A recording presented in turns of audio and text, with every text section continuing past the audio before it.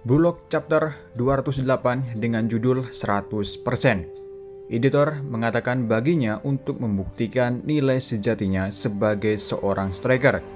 Dia berlatih ekstra keras untuk lebih berkembang dalam pertandingan mereka melawan Italia. Chapter sebelumnya kita diperlihatkan dua pasang pemain yang selalu bersama. Pertama adalah Nagy dan Reo. Mereka memiliki tujuan untuk menjadi pemain dengan gaji tertinggi. Karena menurut mereka dengan gaji yang besar mereka bisa melakukan apa saja. Kemudian dua pasang lainnya adalah Kaiser dan Nes. Kaiser saat ini mengamati permainan Inzaghi.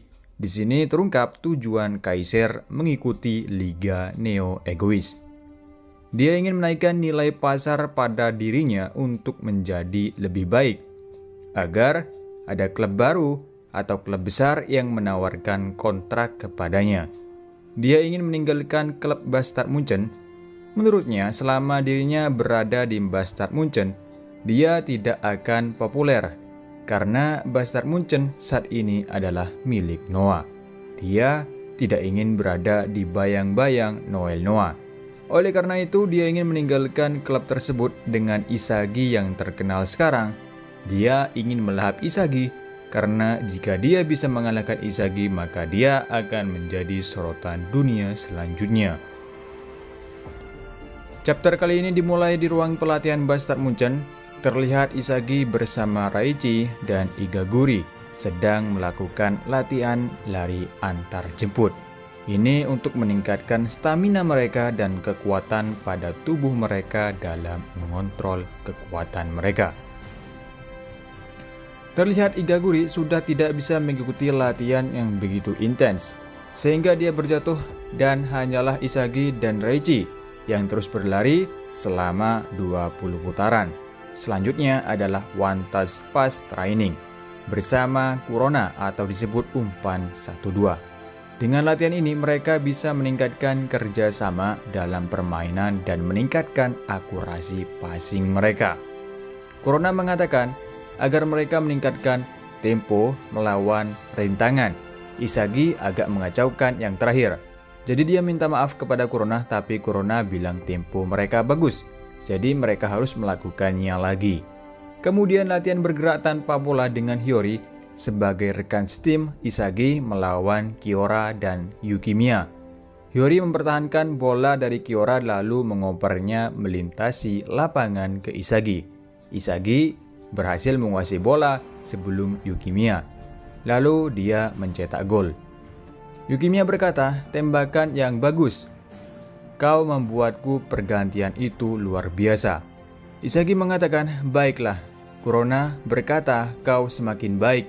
Inzaghi dan Igaguri juga memujinya dengan mengatakan, kau benar-benar mulai terlihat seperti monster. Kemudian Hiyori memberi Inzaghi botol minuman saat mereka beristirahat dari latihan. Lalu Hiyori bertanya tentang metavision. Inzaghi menjawab, rasanya seperti kau melihat keseluruhan dalam penglihatan di lapangan. Ini adalah aplikasi dari refleks yang mungkin kau ceritakan sebelumnya. Jika ini kita melakukannya sepanjang waktu, ini sangat melelahkan. Kemudian Inzaghi mengingat tentang Hiyori yang bertanya padanya, mengapa tidak mencoba berpikir secara refleks? Hiyori berkata, itu bagus, tetapi tubuhmu tidak dapat mengikuti gambaran yang kupikirkan saat itu, bukan? Inzaghi berkata, iya, makanya aku berlatih untuk bisa melakukannya. Itu yang aku lakukan sekarang. Hiyori mengatakan, bagi orang-orang di sekitarmu sepertinya kau telah terbangun sekaligus. Tapi bagimu sepertinya kau hanya secara bertahap meningkatkan semua langkah dari apa yang bisa kau lakukan. Ini adalah kebangkitan yang stabil, bukan? Inzaghi menjawab, iya. Aku pikir itulah yang dimaksud dengan peningkatan.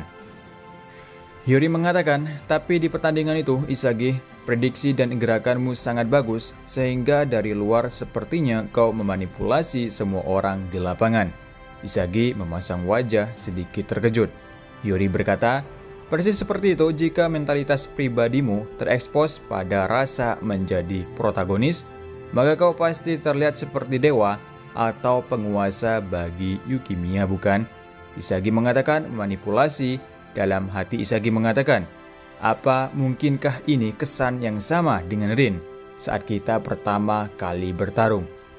Dan untuk dapat melakukannya di sini di panggung Liga Neo Egois melawan yang terbaik di dunia, mungkin aku telah mencapai level yang benar-benar luar biasa. Lalu Isagi mengatakan, tapi meskipun latihan ini berjalan dengan baik dan aku meningkatkan levelku, peluang untuk mengalahkan Kaiser paling banyak adalah 50%. Tidak, 40%. Hiyori kagum dan mengatakan, kau bisa membayangkan sebanyak itu? Bukankah itu cukup? Jika kau sampai sejauh itu melawan Kaiser? Isagi berkata, tidak. Tidak ada artinya kecuali aku punya teori bahwa aku bisa menang 100%. Noah ada di sana untuk pertandingan itu, jadi aku bisa bergerak bebas. Tapi aku tidak bisa menjadi yang terbaik di dunia jika aku mengandalkan itu.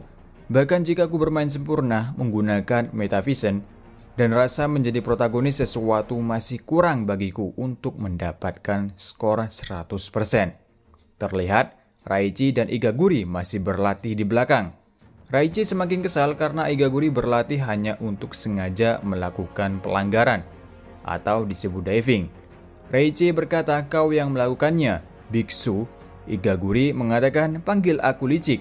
Aku telah menguasai seni mendapatkan pelanggaran dari bahu kananku hampir 100%. Isagi mendengar percakapan mereka berpikir tentang 100% dari apa yang Igaguri katakan. Raichi mengatakan, apa yang kau coba lakukan bodoh? Kami memiliki VAR. Mereka akan tahu jika kau berakting. Igaguri berkata, aku tidak berakting. Itu hanya pukulan ringan dan jatuh berlebihan. Raichi mengatakan, ini pasti acting. Lalu setelah itu sesuatu yang memicu pada Isagi. Igaguri berkata, diam. Aku akan menjadi orang yang melakukan pelanggaran dimanapun aku memukul. Dan aku akan menang melawan VAR itu adalah kebangkitanku. Raichi mengatakan, hentikan itu, kau tidak dapat membantuku dalam latihan. Igaguri mengatakan ini licik. Raichi dan Igaguri terus bertengkar sementara Hiyori dan Isagi masih duduk ketika Hiyori mengatakan bodoh sekali. Isagi berkata tidak, itu saja. Hiyori kaget, apa yang dimaksud Isagi? Isagi mengatakan sialan mungkin sempurna untuk tujuan mencapai 100%. Dalam pertengkaran Igaguri dan Raichi membuat Isagi menemukan sesuatu untuk mencapai 100%. Isagi dalam hatinya mengatakan, teori ini bisa mengalahkan Kaiser. Hiyori kaget, lagi secara tiba-tiba mengatakan hal itu. Hiyori mengatakan, apa maksudmu? Isagi bangun dan berlari dan memberitahu Igaguri terima kasih. Igaguri, kau yang terbaik. Raichi dan Igaguri sama-sama terkejut karena tiba-tiba Isagi bertingkah aneh. Igaguri mengatakan jangan bilang dia akan bangun sebagai licik juga. Raichi berkata, aku berani bertaruh, bukan itu. Yukimiya mengatakan Isagi sudah pergi dan Hiyori berkata, iya, dia pergi ke suatu tempat dengan wajah yang sepertinya memikirkan sesuatu lagi. Yukimiya berkata, serius, sial, apakah dia akan berevolusi lagi, anak nakal sepak bola itu? Hiyori berkata, iya, aku juga akan sangat ingin bermain sepak bola seperti itu. Terlihat Isagi sedang berlari di aula. Isagi dalam hatinya mengatakan, aku yakin aku bisa melakukannya, tapi untuk menguasai teori ini dalam waktu sesingkat itu, aku tidak bisa melakukannya sendiri.